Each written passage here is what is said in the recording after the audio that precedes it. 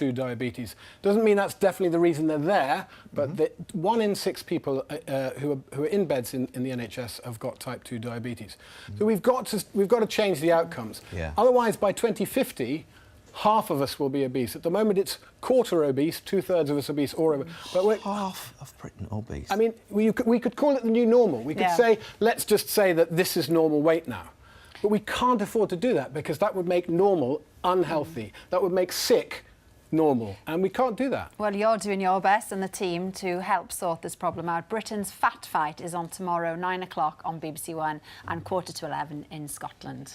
Now, on the subject of campaigning, at 11 o'clock this morning, a new statue was unveiled in the centre of London. It pays tribute to a hugely influential woman and sets a legacy in stone, or in this case, in bronze. Parliament Square has a brand new addition. A statue that has attracted headlines and disrupted this very male space. It's also been 24 months in the making, and The One Show has been given exclusive behind-the-scenes access to the production of this nationally significant monument. Historian Samantha Smethers has been an advisor on the project. Who exactly was Millicent Fawcett? I mean, why is she important? She was one of the leading campaigners for the vote, and she was a peaceful campaigner. She was a suffragist, and she stuck with that campaign for 62 years. She was at it for 62 years until women got equal voting rights with men in 1928. And she did a lot of the dogged work, you know, so she did the letter writing and the, you know, organising public meetings, and often that work does go unrecognised, and it's often women, actually, older, middle-aged women, who are the ones doing it. So it's appropriate, I think, that just as women often become invisible in life, actually, she's going to be very visible. Designed by Turner Prize-winning artist Gillian Waring, the statue has been made here in East London. First, a series of moulds were created. Then molten bronze was poured into sections, which were finally welded together. The result? A monument that will stand the test of time. The detail on it is fantastic, isn't it? Everything about the statue is being very carefully researched. And in fact, there's a brooch that she's wearing on the statue, and I've got the original here. Oh, that's so pretty. Yeah. She was awarded this in 1913 for steadfastness and courage, you see. And there she is wearing it. And there on she the is statue. wearing it, absolutely, yeah. And I think she is going to be the most impressive and powerful statue in the square by the time she's done, beating all the men. It's a remarkable work of art, but why has it taken so long to commemorate a woman in this way? I've come to ask the man who commissioned it. It beggars belief. When you look around our country, roughly speaking, only 3% of statues are of non-royal women. Churchill said, history will be kind to me because I intend to write it. Well, I suspect history's been written by too many blokes because it's been very kind to blokes. It is the case there is still gender inequality 100 years after the first women got the right to vote. But having statues in public places, hopefully, will lead to attitudes being changed. And our city is powered by great women, and we should celebrate that. And for these women, it's a particularly significant moment. So how are you all related to Millicent Fawcett? 3 of us are great-great-great nieces, and these 2 are great-great nieces. That's a heck of a lot of greats, isn't it? How has it impacted your lives, knowing that you're related to such a woman? I think we are a very determined lot, but I know my husband often said, oh, I've got these strong women. How do you feel about Millicent being recognised in this way? It's definitely overdue to have a woman in Parliament Square. Parliament was where Millicent was campaigning, so I think it's very fitting. Like, we're very proud, I think, to share her example with the world, really. And the wait is nearly over, because The One Show has arranged a very special unveiling just for the family. Excited? Yeah.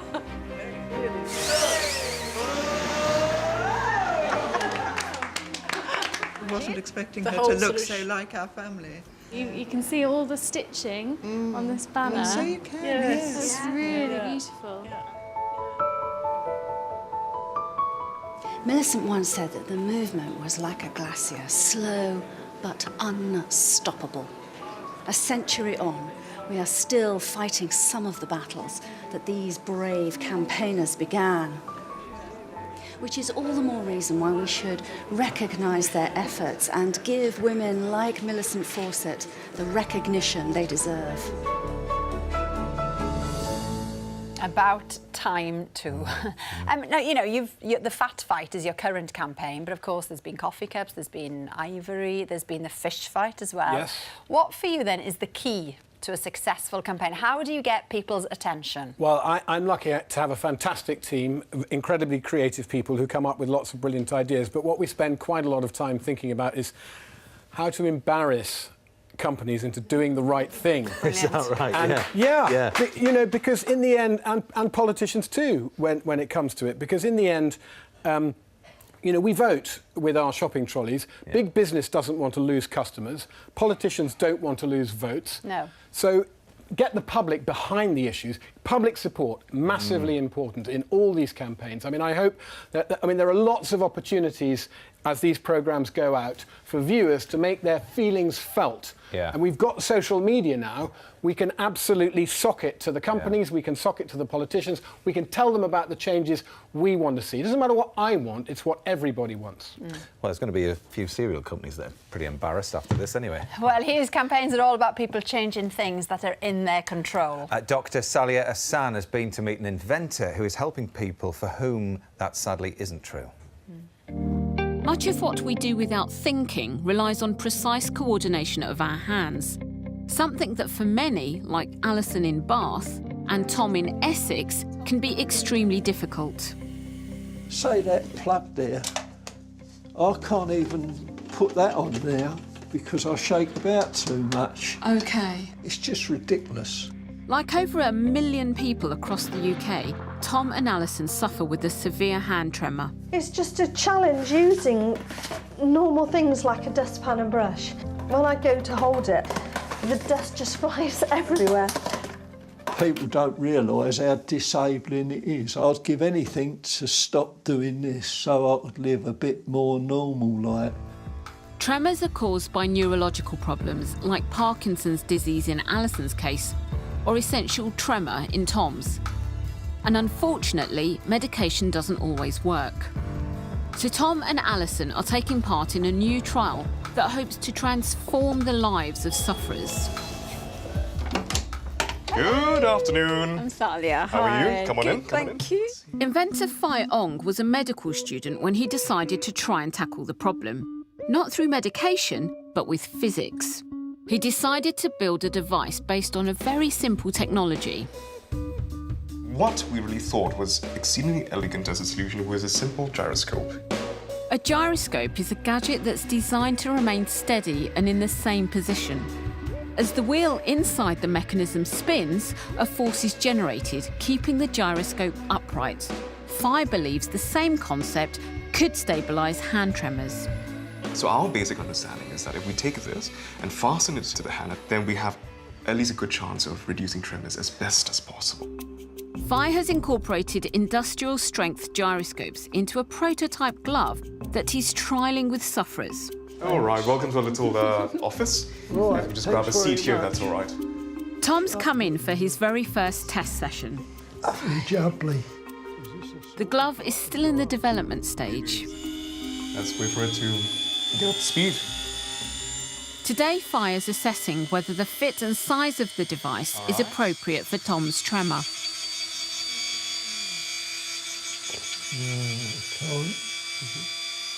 Fai's aim is to make a glove that is small, quiet and portable enough to enable users to perform everyday tasks. While the team continue to tweak Tom's glove, Alison has come in for her second test to see whether her customised glove will work, and she's desperate to find something that can help her. So it's 6 years I've been diagnosed, and it just does get worse. To show me her struggles, Alison tries to perform one of Fai's regular tests, to draw a simple spiral. Just can't get anywhere near, and you know what it's supposed to look like. Yeah. The frustration. It's the frustration, yeah. With the glove already adapted to Alison's hand tremor, will it make a difference? Oh my God.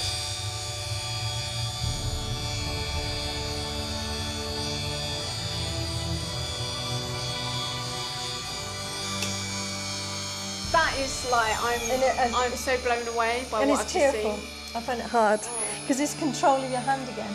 Wow. It's the most amazing sensation to have your hand back. How do you feel? It's just wonderful because you feel like you've got two hands again. It's a remarkable result for Alison and a great step for Fi and his team towards releasing their first glove to target those who need it most. Being here today has been a real privilege.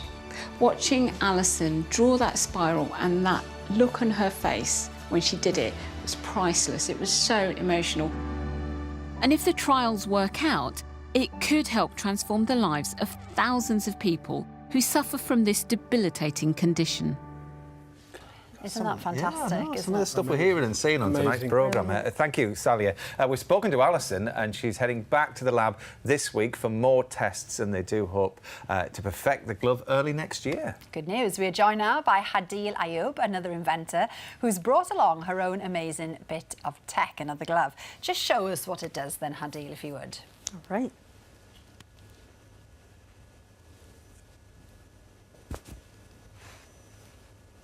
This glove translates sign language into speech to help people who cannot speak. That's what it does. Isn't that something else? It really is. Now, I'll be using American Sign Language for that at the moment, but I guess it can be programmed for British sign language and what have you. So where do you envisage this being used? So basically, I have programmed it in a way that every person can wear it and train it for his own sign language. So it can be used for British Sign Language, American Sign Language, and the uses can be extended to people who don't conform to a library. So it could be for stroke survivors who lost the ability to speak at a later stage in life. They have their own signs. It can be used by nonverbal autistic children who use Makaton to communicate. Yeah. It's fantastic. Thank you so much, Hadil. That's really impressive. Now then, you have been sharing your tips for shedding the pounds. We've had over 200. We have, but before we hear them, here's how to save a few. I'm Katie Morley, a consumer journalist. If there's a good deal out there, I know about it. I'm Gwion Dafydd. I make it my business to save people cash. Today we've come to a suburb of Cardiff for a competition to see who can save local residents the most money. One neighbourhood, two experts. This is Who Saves Wins. Hi, Gwion. Morning, how are you? I'm good. How are you? Very good, thanks. Okay, so heads, I'll do this side. Tails, you do this side. Okay. let's go. It's tails. Let battle commence. We've each got 3 hours to visit as many houses as we can. We'll be looking at everything from phone contracts to insurance and energy bills. I was wondering if we could save you some money today. Come on in, yes, of course, yeah. Cheers. Thank you. I'm already on the case with Fiona, looking for cheaper car insurance. We've had a look online and found some much better deals. Her insurance is up for renewal next month, and I'm trying to persuade her existing insurers to match the cheaper quotes I found online. Thanks for that. Not a problem at all. Okay, all right, bye-bye. She's got the potential to make some healthy savings. We've got some really good quotes from the price comparison website, and they're actually £135 cheaper. Fantastic. I had no idea that you could actually negotiate with your insurance company. Not bad, Katie, but I think I can do a bit better than £135 a year. Andrew and Catherine are looking to save some money on their mobile phone bills. Andrew's contract is up for renewal. I will try my best for you. I'll try my best. Yes, let's see what we can do. So, after finding some cheaper deals online, Andrew is giving his network provider a call. Take care, bye. By keeping his current handset rather than upgrading to a new one and switching to a SIM-only contract, Andrew can make a huge saving. All calculations added in, costed up, it would be a saving of £276. Over 1 year. Over 1 year. Great start. Take that, Katie. I don't think there's anyone there. No one in. That one doesn't even have a doorbell. We're already an hour and a half in, and I'm struggling to find anyone to talk to. How are you getting on, Gwion? I'm trying. So, Mike, Gwion Dafydd from The One Show. How are you? How are you? Is it all right if I try and save you some money today? Yes, please. Good stuff, good stuff. Thanks. Thank you. I'm trying to help pensioner Jill with her energy bill, but I think she's got the better of me here. I think that I must be in credit. Turns out she's already canny with her cash and has a competitive 3-year deal. It's these savvy old age pensioners, you see. Well, thank you for having me over anyway, and well, you're all right anyway. My you're all right. pleasure. I can't do any better. Can No, I? thanks, Jill. Yeah, Thanks. thank you very much anyway. The clock is ticking. There's less than an hour to go, and I need to up my game. Thanks for holding on. We are on our way to help. I've hit a snag. Jean's Home Insurance Company have had me on hold for 15 minutes. Thanks for holding on. We are on our way to help. But it was worth the wait. Good afternoon. Is that going to help today? Despite her insurance not even being up for renewal, I've got good news for her. Right, OK, so that's about half what she's paying at the moment then. OK, well, that's lovely. Thank you, bye. Well, that was good. It was, but I've lost the will to live. You must have too. Well, I have nearly, but we have managed to slash your bill in half. So I think it was worth that agonising wait on the phone. That's a potential saving of £182 a year. Nice. And time is up. Hang on, I've barely scratched the surface. I've got voucher deals, shopping tips and all sorts. Save that for next time, Katie. Let's see who the money-saving champion is this week. Right, Okay, ready? should we reveal? Go on in. 3, 2, 1. Oh my God, that's a hell of a deal. So, I've thrashed Gwion by potentially saving £681 for the residents of this neighbourhood. More than double what I've managed to achieve. Well, congratulations then. Thank you. You can buy me a pint now then. Maybe. I may have lost this time, but the residents of this neighbourhood could be £1,000 better off in just 3 hours. I reckon that's quite a result.